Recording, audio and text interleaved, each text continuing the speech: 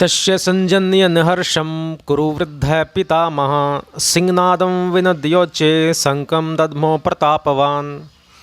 तस्य संजन्यन हर्षम कहते हैं, यद्यपि दुर्योधन के हृदय में हर्ष होना शंख ध्वनि का कार्य है और शंख ध्वनि कारण है, इसलिए यहाँ शंख ध्वनि का पहले और हर्ष होने का वर्णन पीछे होना चाहिए।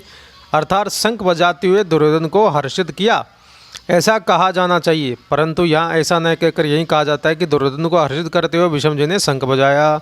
कारण कि ऐसा कहकर यह संजय भाव प्रकट कर रहे हैं कि पितामह भीष्म की शंखवादन क्रिया मात्र से दुर्योधन के हृदय में हर्ष उत्पन्न हो जाएगा, ऐसा भीष्म जी समझते हैं।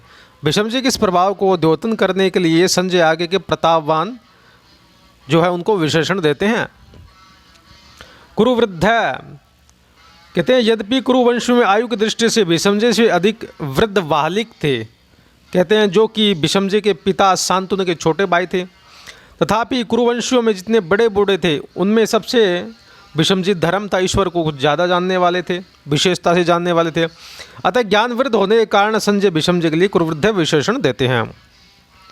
प्रतापवान भीष्म जी के जो त्याग था उनका बड़ा जो प्रभाव था, वे कनक कामने के त्यागी थे। उन्होंने राज्य भी स्वीकार नहीं किया, विवाह भी नहीं किया। भीष्म जी अस्त्र शस्त्र को चलाने में बड़े निपुण थे और शास्त्र के बड़े जानकार थे। इनके इन दोनों गुणों का भी लोगों में बहुत बड़ा प्रभाव था। कहते हैं कि भीष्म जी अस्त्र शस्त्र की विद्या पढ़े थे।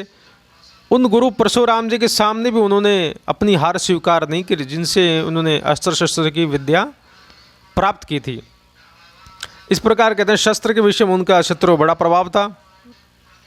जब भीष्म जी इस तरह से यहाँ पर सोए थे, तब भगवान श्री कृष्ण ने धर्मराज से कहा था, आपको धर्म के विषय में कोई शंका हो तो इनसे पूछ लो, ये जो सब कहेंगे वो सब प्रमाण माना जाएगा। ये सब भगवान कृष्ण का आशीर्वाद था, क्योंकि ज्ञान कहते हैं, भगवान कृष्ण ने कहा कि शास्त्र ज्ञान का सूर्य अस्ताचल को जा रहा है, अर्थात भीष्म जी इस लोक से जा रहे हैं। इस प्रकार शास्त्र के विषय में उनका दूसरों पर बड़ा प्रभाव था।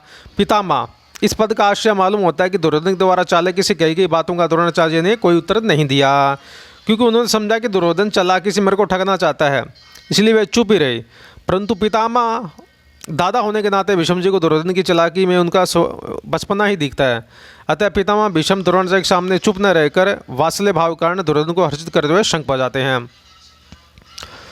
सिंहनादम विनद्योच्च शंखम दद्मो, जैसे सिंह की गर्जना करने पर हाथी बड़े बड़े पशु भयभीत हो जाते हैं, ऐसे गर्जना करने मात्र से सभी भयभीत हो गए और दुर्योधन प्रसन्न हो जाए। इस भावना से भीष्म जी ने सिंह के समान जो गर्ज कर कहते हैं जोर से शंख बजाया। यह गर्जना सुनते ही सभी भयभीत हो जाएं, ऐसी भावना थी भीष्म जी। लेकिन इनका पांडवों पर, सेना पर कोई असर नहीं पड़ता। तो इस प्रकार ये गीता के पहला अध्याय और 12वें श्लोक की व्याख्या है।